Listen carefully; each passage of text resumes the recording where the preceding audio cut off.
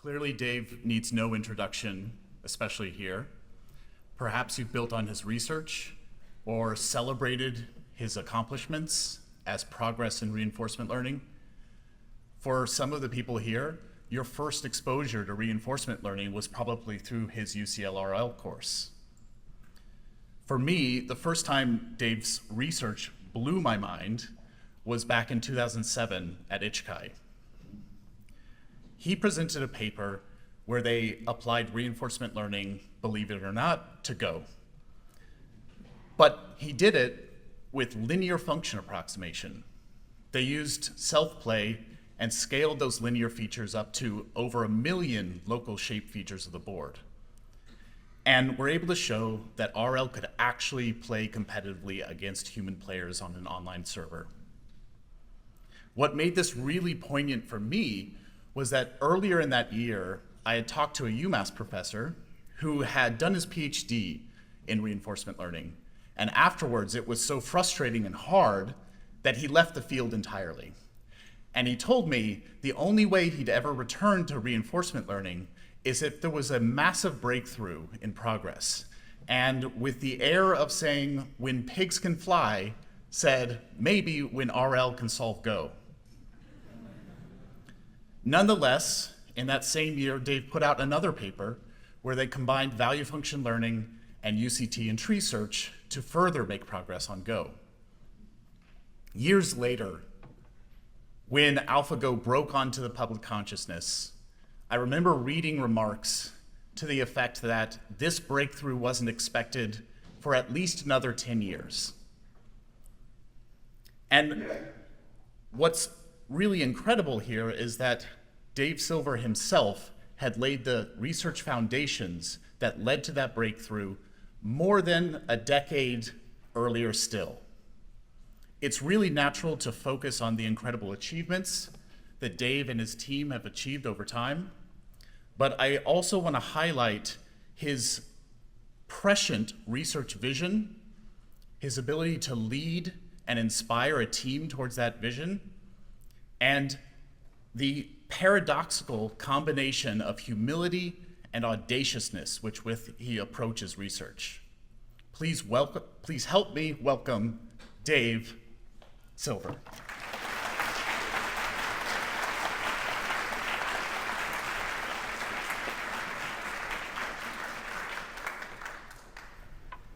Thank you so much, Will. You somehow presciently figured out some of the content of my talk. I'm actually going to be going back in time to talk about some of those results. So that was really, really wonderful to say those kind words. It's amazing to be here at the first reinforcement learning conference. I mean, it's just, yeah, it's...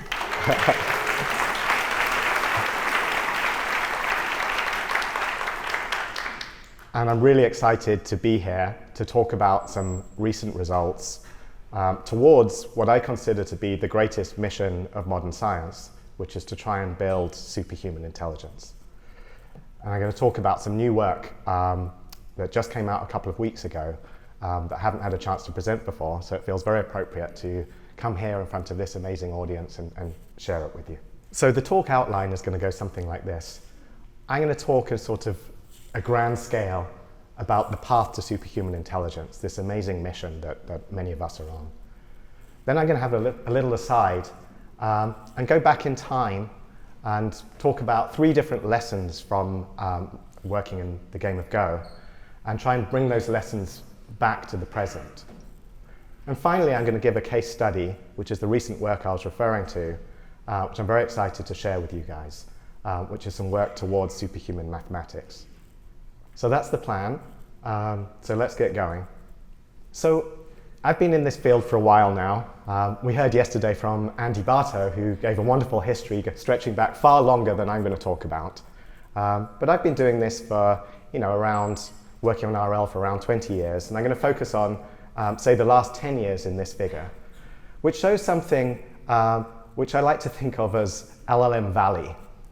This, this idea that over time, maybe 10 years or so ago, there were a series of wonderful results in RL, including some from our own lab. And I think those results helped to spur a real excitement, a sense that it was possible to build agents that could learn for themselves, that could discover knowledge for themselves, that could develop these incredible skills and knowledge and capabilities for themselves. It spurred this sense that AI was possible, that if we pushed in this direction, we could really get there. And that shows, on this y-axis in terms of the attention, that percentage attention, if you like, that the field has shown on reinforcement learning. A few years later, GPT-3 came along. I think it's a wonderful piece of work, don't get me wrong. I think that this is incredible progress in its own right. But it also somehow reflected in a change in the field where everyone suddenly swung towards LLMs and forgot the power of reinforcement learning. It just kind of vanished from the attention of the mainstream. And it's incredible to see all these people here focusing on RL. In some sense, you're the people who continued believing, and it's fantastic having this conference where we can come together and share that view that this is really an approach that can take us where we need to go, which is the far right of this diagram. I don't know if the timescales are right, so don't look at how long it's going to take to get there. But at some point, we have to get to superhuman intelligence. And to do that, we have to get past LLM Valley. LLM Valley, has some wonderful things in there. There's been a lot of progress in understanding supervised learning, in building up our models to massive scale, and understanding how to really push the limits of our models and architectures. But we can't forget the lessons of reinforcement learning. We're not going to get all the way to superhuman without those lessons and without taking them seriously. And so I think I'm pleased to say I believe that we've turned the corner. ChatGPT itself was a little bit of a turning of the corner. At least, RL had some presence there. There was a tiny amount of RL at the end in the form of RLHF, which was already necessary and important to make these models actually capable of doing something useful. But I don't believe that's enough, and I'm going to talk about what I think is necessary to get past LLM Valley and take us all the way to this incredible vision that I think many of us have, which would ultimately transform the world if we can really build systems that truly have superhuman intelligence.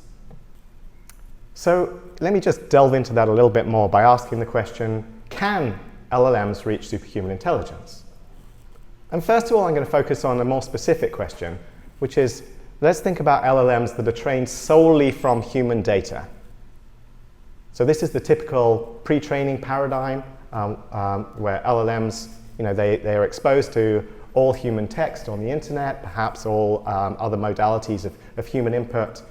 And if this is done well, it exhibits an incredible ability to learn what humans know, a powerful ability to understand and imitate through pre-training, and perhaps even more surprising, and I think maybe the ability that's really transformed this field more than any other, is the ability that they can be rapidly fine-tuned to new distributions. After pre-training from trillions of tokens of data, with just a few more tokens, you can completely shift the capabilities of these models to do something different from what they were trained. And that can be done either through supervised fine-tuning or by reinforcement learning from human feedback, RLHF. But I include in RLHF really this idea that these are LLMs that are trained solely from human data. I mean, they're being trained from human raters that are saying what those human raters believe to be true about the world. It's trained from that knowledge that's already imbued inside those humans who are giving their feedback to the system. Or in supervised fine-tuning, it goes even further, where it's being trained from humans who are writing out what they believe the correct answers to be, and then we're training our systems to do that. This is not a fully scalable approach to reach superhuman intelligence. So what can't it do? Well, these approaches cannot really discover new knowledge.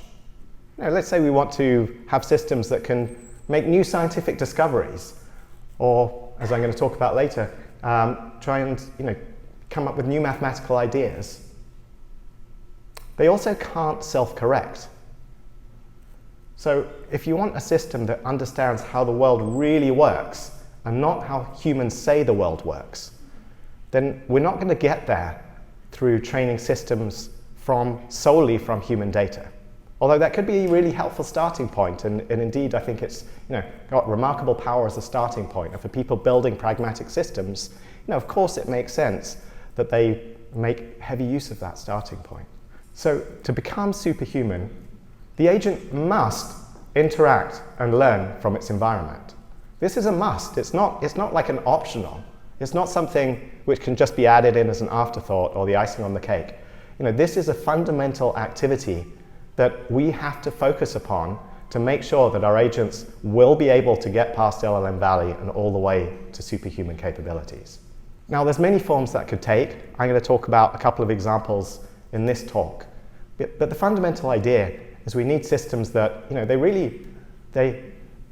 they interact through trial and error with their environment. We're going to build systems later, in coming years that can interact not just with people, but with all of their devices that can, interact with their screens, maybe the devices that they wear. They're going to get all kinds of grounded feedback from the world. And there's a plethora of possible reward signals about how healthy that person is based on their devices. Signals that could be induced from about their happiness or well-being. There's a plethora of signals available, and as time goes on, we will have to move towards systems which are embodied in the world, understand how to help users to achieve their goals in the world through that kind of interaction. And that's just one example. I wanted to show this slide here. This is, if you ask many people in the field, what's the current progress towards AGI, they would probably refer you to a leaderboard, something like this one. This is the best known LLM leaderboard, LMSys. And what it shows is all of the attempts at the moment to build things, some stepping stone on the path towards AGI. And what it shows is that there's a number of different companies all trying to build their systems. At the top it happens to be Gemini at the moment. But what I want to really focus on is not who is at the top, but the fact that between the top 10 or so different models here, there's not actually that much room between them. These are systems which are somehow in a general band of capability, and it's taking a lot of effort, a lot of human work to do supervised fine-tuning, with a lot of humans writing out the answers and a lot of humans being paid to rate the system, and a lot of careful painstaking hand human work to actually push these things up this leaderboard. And that work is painstaking because it's not scalable. The pre-training process itself is scalable. That's something where the more data you throw into it, the more it's going to learn, except that there is a limit to that data. And in many areas, we're already hitting the limits of having used up a lot of the good quality data. Of course, there are other areas where more data will still come, so it's not that curve will stop, but it's going to become harder over time to squeeze more out of the data-driven approach. And it becomes more and more imperative to ask, what are the methods, what are the new scaling laws beyond pre-training that are going to take us indefinitely beyond these results, further and further towards superhuman capabilities? Where are those scaling laws? What are the scalable approaches? And of course, the answer is here with us in this room. It's reinforcement learning. So I believe that if we take this approach, we will find systems and build systems in the coming years which are vastly beyond what we're seeing in this band of performance. Maybe there's areas where this will happen first, and maybe there'll need to be different leaderboards because the current day leaderboards maybe aren't even great at measuring these things. But there will be systems which go vastly beyond current systems and vastly beyond what humans can do. And I think we should all be asking the question, how? How are we going to get there? What changes do we need to make to our methodology to reach that exciting vision? So I want to say that there's really a proven recipe that's already out there that shows how to move towards superhuman capabilities. This is not just pie in the sky. This is proven recipe that time and time again in different areas has been shown to be highly effective at reaching human level or superhuman level in many cases. And I've just listed here a few that have come out of our lab. Of course, there are many other success stories from the whole community as well. But just some of the ones that are probably worth mentioning here are the work which we did in Atari over 10 years ago now, trying to build a system which could play a whole suite of Atari games to human level or beyond. AlphaGo, which reached superhuman level at the game of Go. AlphaZero, which reached a superhuman level at the games of chess and shogi in addition to Go. There are things like AlphaStar, which reached Grandmaster level at the game of StarCraft. There's successes in imperfect information games like Stratego and Poker. And on the bottom, there's those were all games, but on the bottom there's exciting work in applications, things like making progress in matrix math, making progress in optimizing all of the code that we use. So now if you run your any program online that uses the standard libraries, it's probably been optimized by AlphaDev. Fusion, which is actually finding ways to control plasma and nuclear reactors, nuclear fusion reactors in ways that humans didn't even know were possible. Incredible successes in robotics. And a piece of work that I've just squeezed in here because I wanted an excuse to talk about it on discovering the RL algorithms themselves. So, I call this a recipe, not because these all use the same algorithm. They don't. There's different variations and different flavors of the idea, but because they all use a similar methodology. And that methodology is about scaling up trial and error interaction, really pushing that angle as hard as it can be pushed, scaling up both in the direction of the compute that we throw at it, the experience that we allow these things to consume, to run millions or billions of episodes of experience, and memory, the capacity of the models that we use. If you scale all these things up, you get incredible results. And this is a proven recipe. So I am going to quickly take a little aside just to talk about this discovering RL, even though I think it's a little bit of an outlier because it's a kind of meta level version of this recipe. But I think it's cool and fun, so just bear with me for a couple of slides. So this is actually work that we did a couple of years ago, but it's actually unpublished. Well, the predecessor papers were published on what we called meta-gradient reinforcement learning. But the general idea looks something like this. That on the left-hand side of this picture, we have an agent that's trained on a bunch of different training environments. So think of this, for example, as the 57 different Atari games. And what we do is we have a number of different agents training on each of those games or whatever the environments are. But the RL rule that we apply, like instead of plugging in DQN or Q-learning or Rainbow or any one of a million other rules that people in this room and beyond have kind of figured out. What we did was we asked the system to learn for itself, to meta-learn the RL rule. What's the right rule with which the weight should be updated? So we took as given that we were using deep reinforcement learning, the idea that we were doing gradient descent towards some objective. We basically learned what's the right objective, what's the target towards which our gradient should be following. And if you think about it, almost all of the work in the last 10 years of deep reinforcement learning has been about humans trying to answer that question, trying to figure out different loss functions, different targets, whether we're using eligibility traces or whether we're using auxiliary tasks or whether we're using any number of different ideas, policy gradients or different approaches. And we said, well, let's not create that ourselves. Let's just build some meta neural network and train it across all of these different environments to work out which one actually gets the most reward.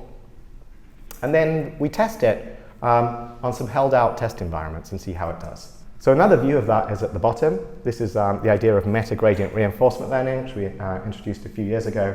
And what we see here is that an agent that basically takes this meta network, these meta parameters eta, and it uses those to define an update rule. And that update rule updates the agent's main parameters theta from theta 1 to theta 2 to theta 3, all the way through to the end of a sequence.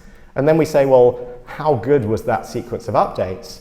And we measure that using like a vanilla RL loss, in fact, like a standard policy gradient loss. And so we asked the question, can we come up with a smart RL update rule, which when measured according to a naive RL loss, actually gives us better performance downstream.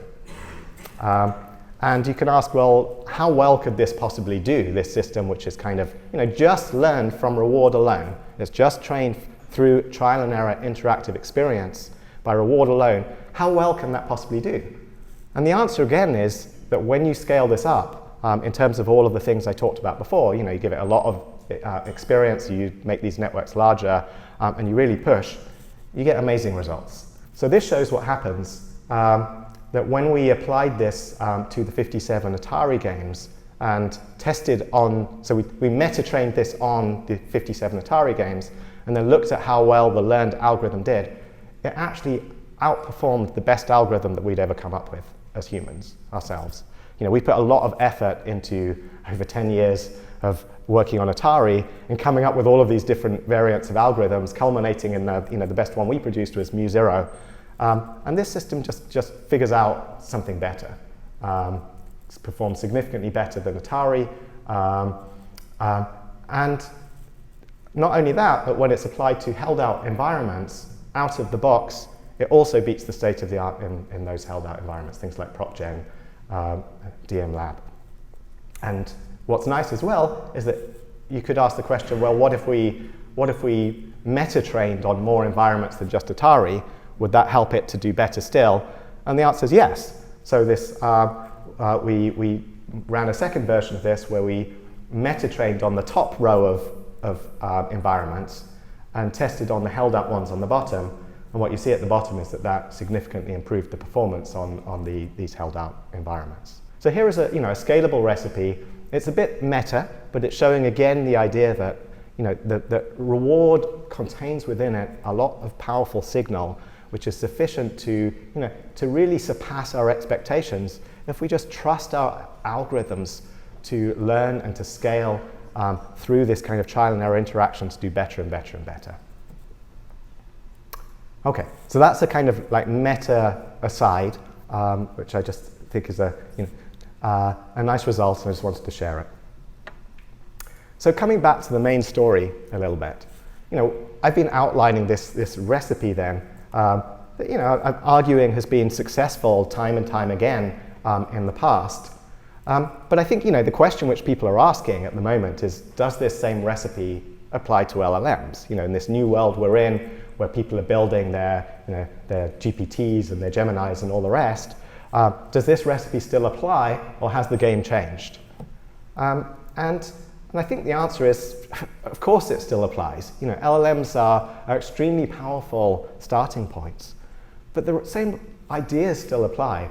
All of the fundamentals that make reinforcement learning so powerful still apply, just with these incredibly powerful function approximators. And you can seed those powerful function approximators with pre-training, but then just keep going and really build systems that learn and continue to learn. So what does that look like? Well, one way to do this is to say, okay, well, if we want to achieve a superhuman agent that can work across all the different things that, for example, a human might ask the system to do, all these different tasks, well, let's apply RL to solve many of those tasks in parallel. And let's do that, there's many different ways to do that and many different ways to get feedback into the system. For certain capabilities, it's particularly clear how you can get feedback into the system. So I'll talk about one of those shortly, which is math. But you could also imagine doing this to, say, reasoning tasks or code tasks or tool use tasks or all assistance tasks through this kind of grounded feedback I was referring to earlier, where the system actually interacts with the user's devices. And if we do this, what we see, again, is a kind of endless improvement, or near endless. I mean, endless in quotes here. It's not, of course, nothing's endless, but a new scaling law, something which will just improve and improve and improve as far as we can push it, as far as our systems are capable. Ultimately, if we push this all the way, it will lead to superhuman capabilities. Okay, so as promised, I want to go back in time. Thanks, Will, for the really nice primer. And I want to go back in time to just, before I talk about the new results in superhuman mathematics, I want to go back to some of the work that we did on Go and recall 3 different lessons that I think have informed our current work in one way or another, directly or indirectly. So the first one, and this actually is exactly the paper that Will mentioned from 2007, and what I'm showing here is a slide from my PhD defense. And I think actually the last time I was in this place here in Amherst was around this time, and I presented exactly these slides. So it's kind of fun to be coming around full circle and being here again to show this slide one more time. And so, this first lesson is really asking the question, we heard yesterday that learning and search are the two scalable approaches that can scale and scale and scale forever. And I really believe that's true and a fundamental important idea. But if we focus on the search aspect, there's a real important open research question there, which is how do you search in truly massive problems? We've got these vast branching spaces, vast state spaces. What kind of search should we be using? And it turns out that there's a really neat idea that works incredibly effectively in this approach. And this is actually the paper from 2007. 2008. It was the second paper, sorry. So real-world problems are too complex to learn about the entire MDP. Now just think about the size of the world. The world is vast. The world contains so many states that the agent could potentially encounter, and yet, in an agent's path through that world, it will only encounter a tiny, tiny fraction of the potential states that it could have seen. Like think of humans, we take one career or another, we move to one location on the planet or another. We develop certain skills and not others. We see a tiny fraction of the states that we could have potentially encountered when we were born as babies. So the idea then is to do a special kind of search where we only learn about the part of the MDP that you're in. We give up on the idea of trying to learn everything. We just say, okay, I'm in this special situation now. I'm in this current state. So that's this highlighted red state at the top. And we want to ask, how can I learn about how to do well, not in all states in Go, but in the particular kind of position that I found myself in, or this particular situation in the world that I found myself in as a robot or whatever. And instead of learning about all possible trajectories, we imagine the possible trajectories of what could happen from here. Through planning, we plan those out. If you've got a perfect model as in Go, we use that. If not, you would have to use a learned model. And we imagine what happens, and we basically learn from our imagined experience. We apply RL methods to that imagined experience to learn how to do better in that particular local set of states that we could possibly encounter from here. It's like you find yourself on one particular mountain and you need to climb to the top of it. You don't really care what's going to happen when if you happen to be playing a game of tennis on the other side of the world. You really just need to get to the top of the mountain. How are you going to plan to do that effectively? Well, you imagine all the trajectories to the top of the mountain, and you learn from all the kind of imagined situations of what goes well in your mind and what doesn't. And so in this case, we updated these linear feature weights, but in the modern era, you update the weights of a neural network to do better. And what we saw was that this approach is remarkably effective. So we use this ELO scale in the game of Go to measure progress, and roughly speaking, 200 ELO is equivalent to beating your opponent like 75% of the time. So it's a big jump, and it just scales up and up and up. And what we saw was 1,000 ELO jump between what happens if you apply the same TD learning algorithm to the global, all the states that you could. So this is basically applying from the start state of the game and just learning about from the start state. And you get 1,000 ELO improvement by kind of dynamically relearning from the state that you're in and applying this approach from that state onwards. And what's beautiful about this idea is, TD search is just one algorithm. TD is one approach you can apply. Another approach you could apply would be, instead of learning with function approximation, you could just learn with a big lookup table. You could say, well, for each of these individual states that I could reach, I could learn about which of those states is good and which of those states is bad. And that actually is, I think, the clearest interpretation of what Monte Carlo tree search is doing. It's exactly that algorithm. It's exactly an algorithm that learns through trial and error from the state that you're currently in, and updates the individual states that you reach through trial and error by saying, oh, well, this particular rollout led to a good result and this other one led to a bad result. So MCTS, it turns out, worked even better at the game of Go, which shows that, in this class of methods, there is a lot of power that enables us to search effectively in massive problems. The second idea comes much later. So this is, after AlphaGo. After AlphaGo, where we played against Lee Sedol, we came back actually the next year to play one more match against the Chinese number one player in the world called Koji, and we played the next year. And what I really wanted to do when we were playing this kind of high-profile match, which actually had a lot of politics riding on it as well, because Google was kind of coming into China, and there was some politics around the whole thing, and it was a lot of people watching it. I wanted to make sure that we didn't have a program that played embarrassing moves, and what we knew was that in 2016 when we played Lee Sedol, we had a system that sometimes got really confused. I think today we would call those hallucinations in LLMs, but back then we called them delusions. That there would be situations where the system just had kind of holes in its function approximator, where it was really just misunderstanding things. In its mental model, it was playing out things that were just completely inaccurate, and it was just had these holes that persisted in its understanding throughout tens of moves in the game, and it was just to a human eye completely confused. And we called those delusions, and so we spent a lot of time trying to fix those delusions by throwing every different idea we could think of in the team to try and fix those delusions. But the lesson is that we ultimately fixed almost all of those delusions. Like, we had a set, we used to call this our Shuko test set, of like 100 different delusional positions that we'd come up with, where systematically across all the different networks we trained, they all had the same problems in these positions. And ultimately we solved 99% of this Shuko set. And the question is how? And the answer is by doing a better job of reinforcement learning, by doing more iterations of reinforcement learning, by doing more trial and error learning.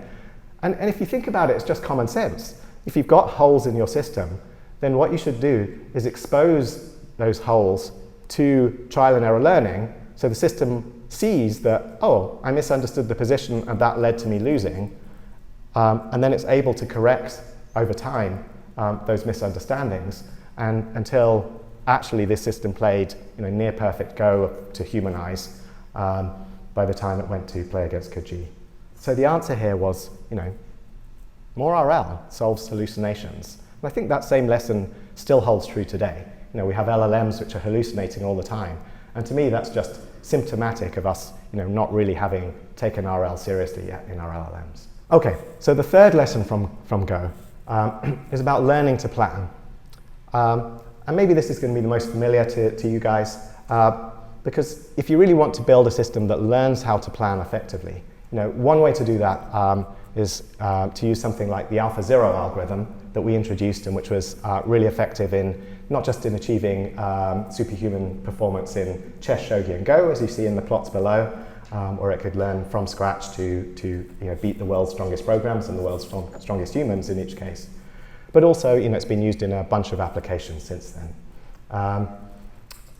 And the algorithm's really simple. I mean, it really just has these 3 steps. The first step is that, as we saw in the first lesson, Monte Carlo tree search is a powerful, a scalable way to learn how to plan in complex spaces. So we did a kind of Monte Carlo tree search that was informed by the agent's current policy and value function. And then all we do is we update the policy towards something like the best action, and we update the value function towards the outcome of what happens when you play games using this MCTS search. And that recipe works remarkably well. It really just scales very smoothly in all of these complex domains, and has been a recipe that we've been able to rely on in many other applications, and very consistently performs very well. Okay. Right, so I think we're ready now. We've done the groundwork. Hopefully people agree with the motivation that it's really important. It's a hugely important mission to try and take steps towards superhuman capabilities. And that should also be possible in cases where we start with LLMs and build on top of them. There's nothing, philosophically different about that case from all the other cases that this kind of recipe and methodology has been successful. And so I really want to take that further in one case study. And so the rest of this talk is going to be diving into this case study in something that we call AlphaProof. So it's done by a wonderful team at Google DeepMind, who I've been working with for quite a while. And I think it's a really neat case study. So maths itself, why maths, before I dive into this? Well, I think maths, it's good and bad as a case study. I mean, it's clearly not the same as working, if you're trying to build a robot in the world that's interacting at kind of raw observation level. It's not bringing up those kinds of issues that we'll need to deal with at some point.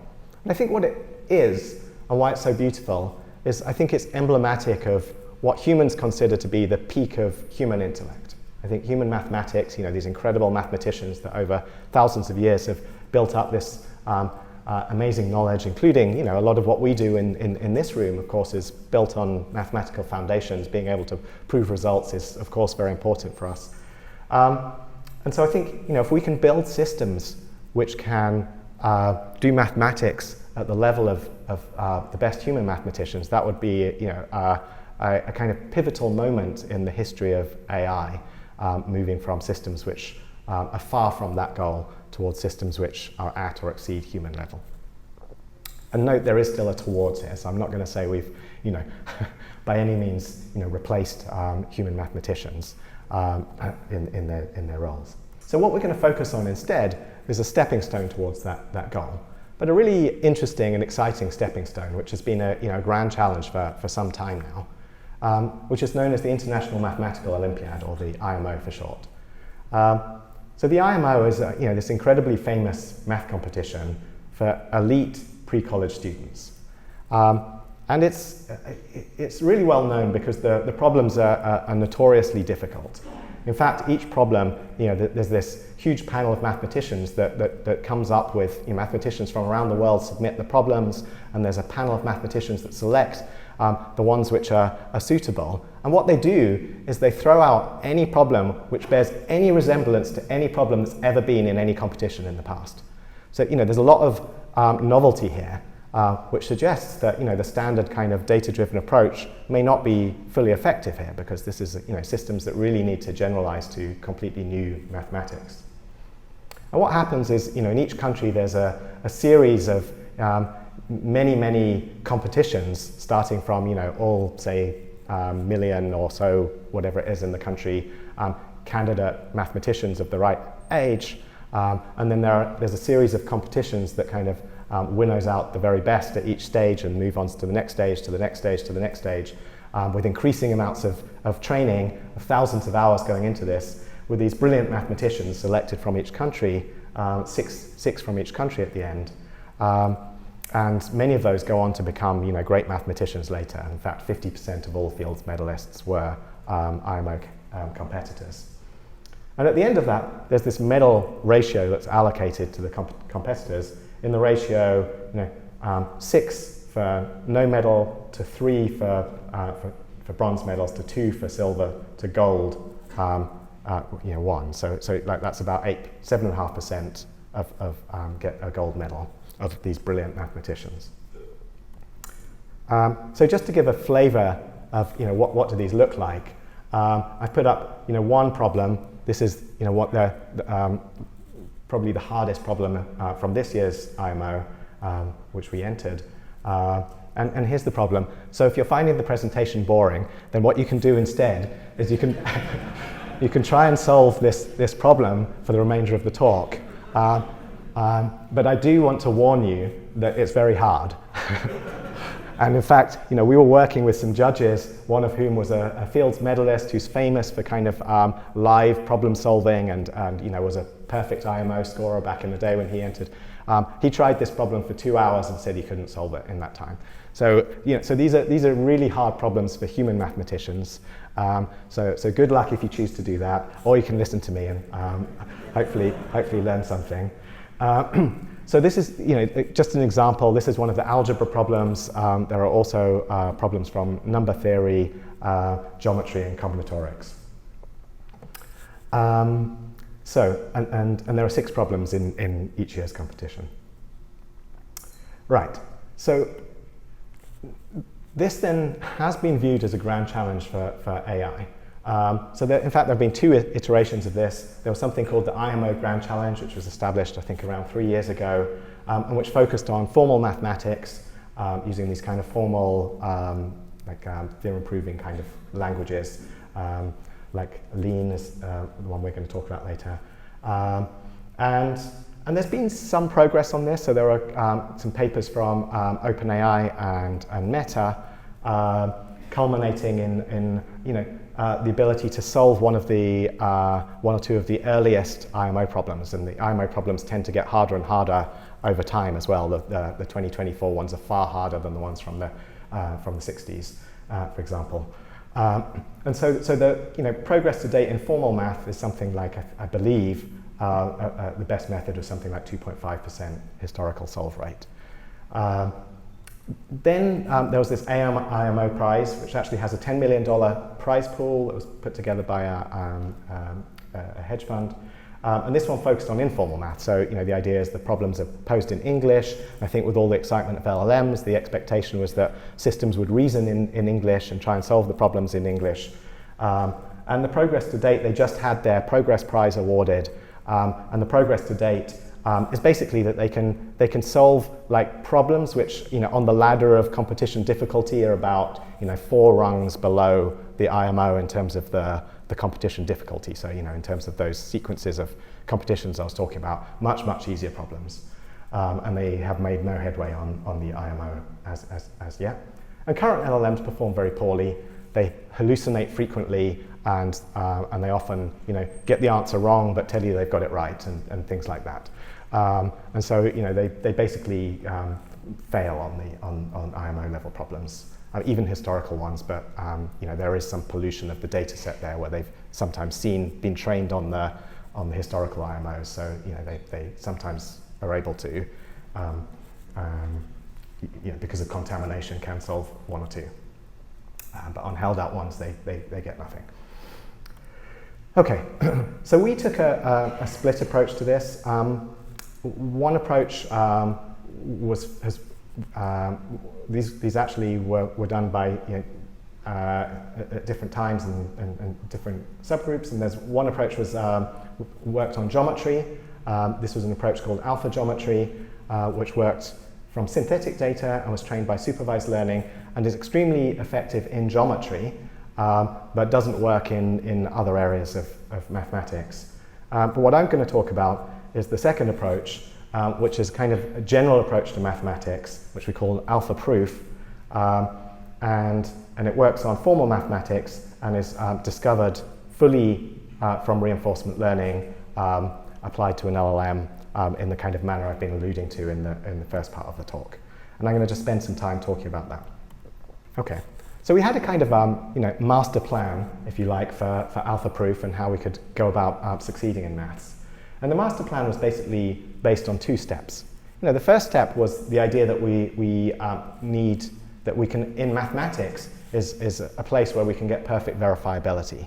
That there exist formal theorem-proving languages. You can think of anything from these kind of first-order logic all the way through to sophisticated languages that humans use to write down and verify their proofs. Languages like Lean, which are quite compact to and a lot of human mathematics have now been written down in that.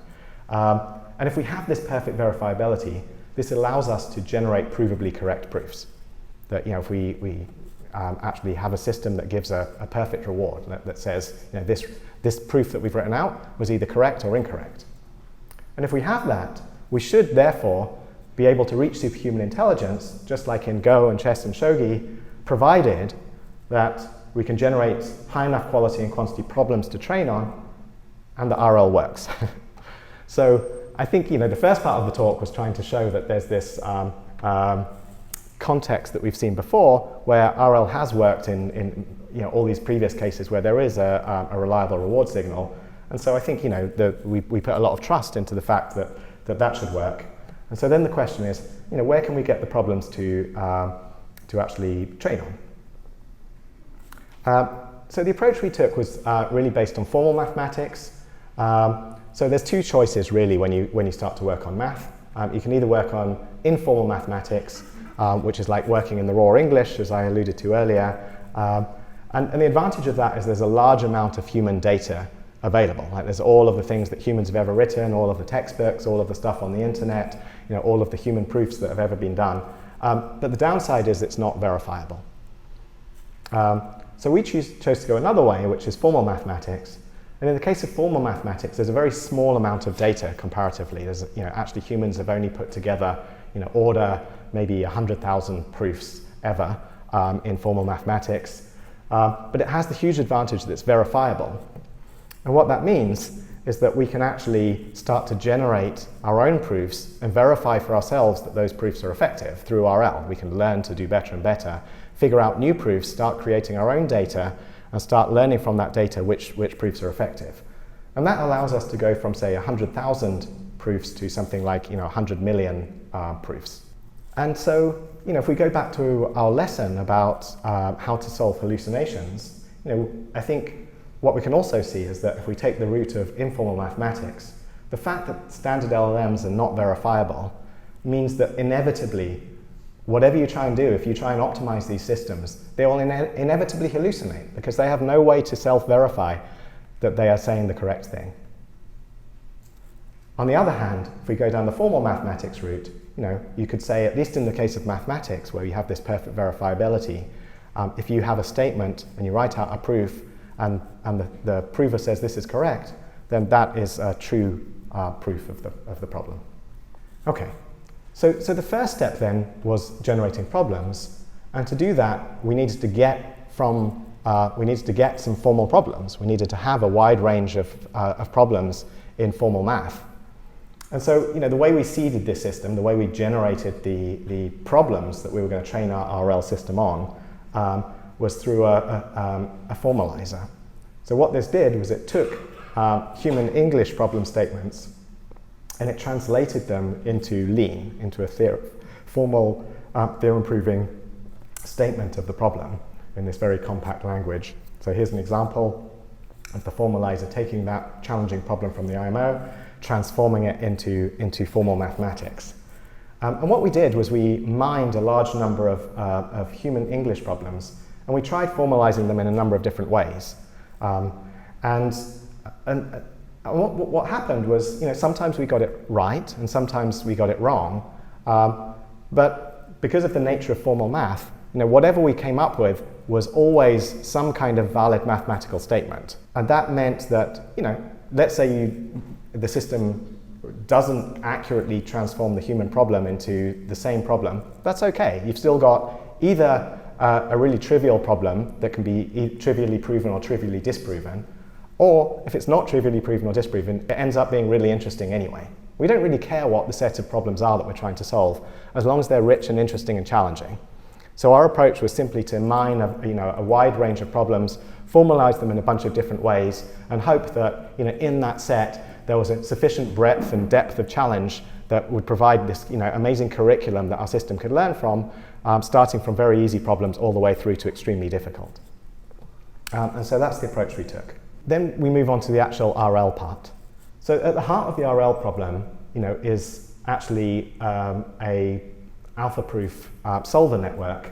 So this is like a joint policy and value network represented by this neural network here.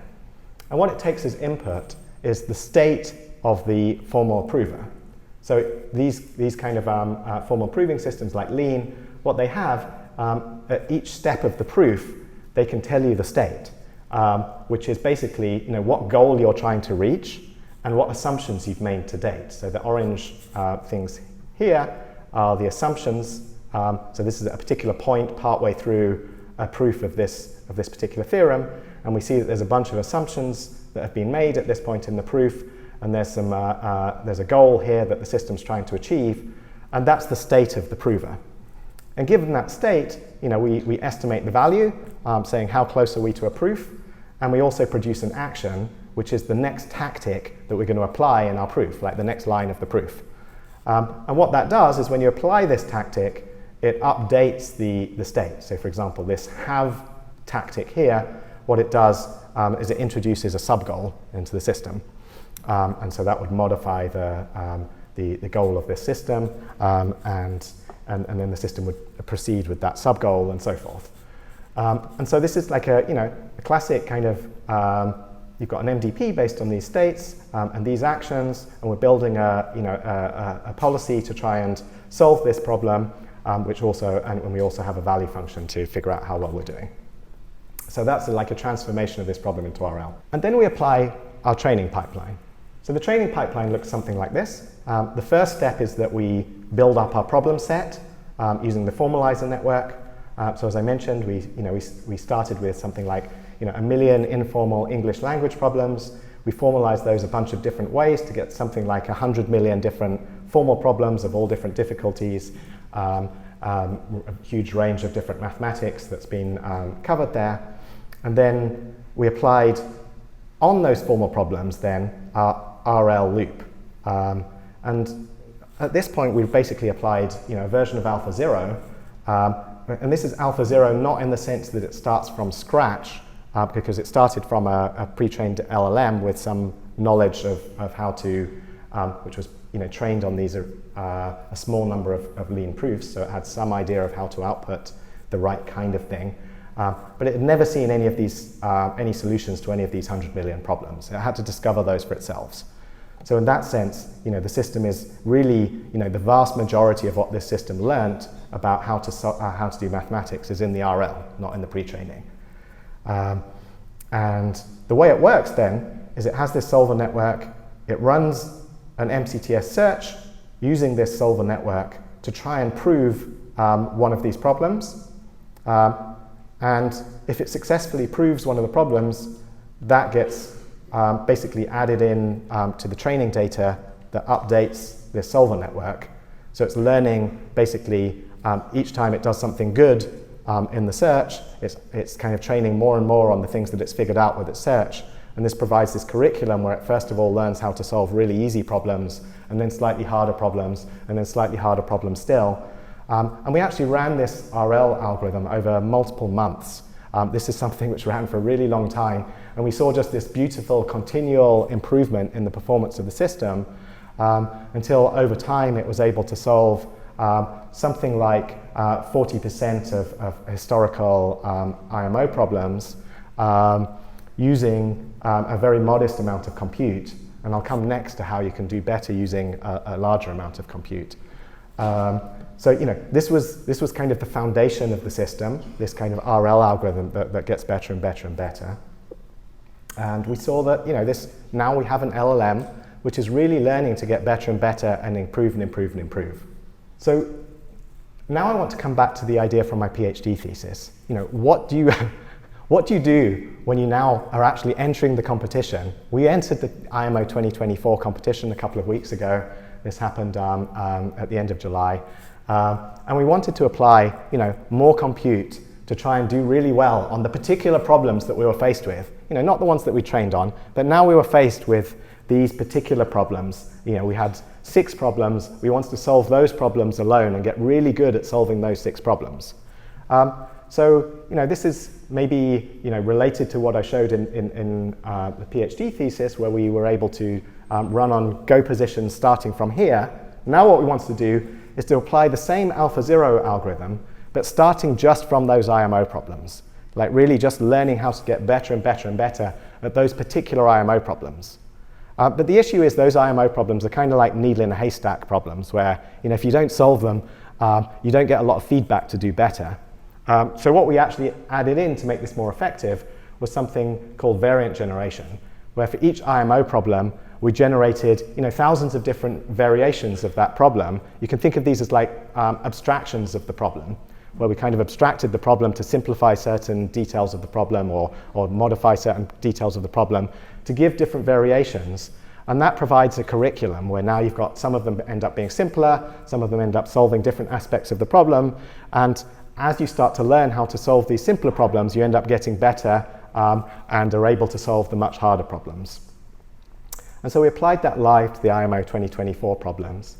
And before I talk about the results, I just want to give an important detail, which is, when you're working with these formal solving systems, you have to consider whether you're doing easy mode or hard mode.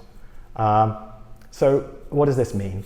Well, many questions in maths require an answer, and including the IMO, many questions require an answer to be determined. For example, find all x such that da-da-da-da-da. So you're not just proving something there, you're really wanting to know the answer. And so the easy mode, which is what people have done in the past with these kind of automatic proving systems, with formal provers, is that the correct answer is given by an oracle, and the AI proves that that oracle answer is correct. The hard mode is where the AI determines the answer itself and proves that it's correct. So AlphaProof operated in hard mode.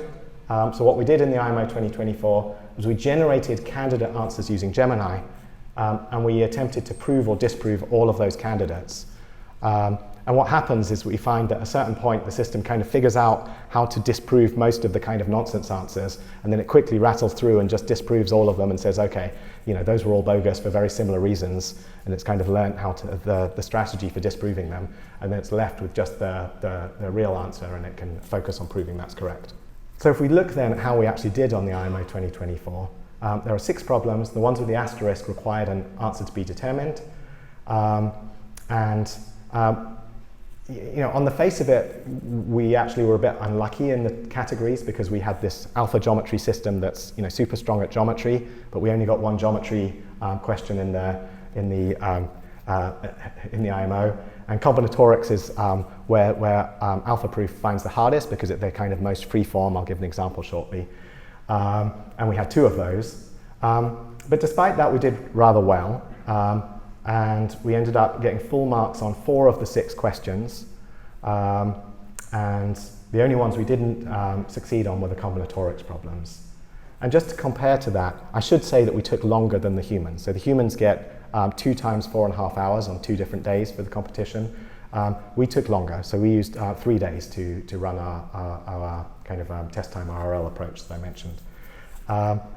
But we were able to solve some extremely difficult problems, including the P6 problem, which I challenged you guys to do earlier, which just 0.8% of the competitors were able to solve in the time that they had. If you look at where that placed the system, this is a kind of sorted ranking of the humans, showing how well the humans did. So all of these blue humans didn't get any medal. These are the bronze medals, the silver medals, and the gold medals. And our system, with 28 points, came right at the top of the silver medal category. Although it did take a little longer, to be fair. So humans would probably have done slightly better if they had more time. Okay, so just to give you a sense of what this actually looks like, here is the solution in lean that the system found to that very challenging problem 6. At the top left, we have the formalization. In this case, the formalizations were actually provided by a human just to make sure that they were correct. Although our system is actually very strong at formalizing, we, for various reasons, chose to do it with a human. And then the rest of this is a very complicated proof that the system found that formally proves that this statement is actually correct. And I'm not going to go into the details of how this works, but I think something interesting and important has happened there, that a system trained just through trained through a lot of RL has actually learned this profound understanding of mathematics and able to solve this incredibly difficult kinds of mathematical problems. Just for completeness, here's the alpha geometry solution. So this is not the RL system, and you can see that the system here in red comes up with some construction to solve a point that isn't one of the original points in the original problem, shown in black here, and comes up with this very beautiful construction. Sorry, this should say the P4 solution. I also want to show one of the failures of the system. So this is a combinatorics problem which the system did not solve. So this is problem 5. A lot of the humans were really unhappy with this problem too, by the way. But I would say, it shows what is so hard about these kind of problems. Because I would say, it's almost perfectly designed as an anti-computer problem, where it's essentially the problem creators came up with a 2000 by 2000 board with an imperfect information game with some strategy hidden in that game, which you can only come up with kind of like, human intuition based on all the kind of likely things that might work out. And you have to prove that particular solution amongst all the solutions to this imperfect information game is the fastest possible solution. So I think, we're a long way off, I'm going to say, solving problems like this. But I think for a vast range of, what people really think of as more, the rest of challenging mathematics, I think we've come a really long way. So what is next? What's beyond the IMO? Well, the IMO doesn't contain all of mathematics, so we'd like to show that this approach, is capable of solving, the full range of mathematics. There's nothing in the approach which is specific to the IMO, of course, but that still needs to be proven out. But more importantly, I think we'd like to solve unsolved problems, really go beyond the boundaries of what humans have done in mathematics, and I think that's an important step to take. And even one step further than that would be to discover new areas of mathematics. I think a lot of progress in math comes when people discover new mathematical objects and new mathematical approaches and new mathematical tools. And I think all of this is important because at the moment, these complex proofs of like this problem 6, they're only really possible for elite mathematicians who are very few and far between. And I think, I'd like to make proving a tool that's universally accessible, not just to elite mathematicians. I think that would be a wonderful step for the world. In the same way that calculators made, complex mathematical calculation a tool that was available to everyone, I think proving could one day be a tool that's available to everyone. So I think this is coming. We're not there yet. And in conclusion, I just, looping right back around to the beginning, I just want to come back to the main points of this talk. LLMs alone, by which I mean trained solely from human data, are insufficient to achieve superhuman intelligence. And what we really need to do is to bring the focus back to RL.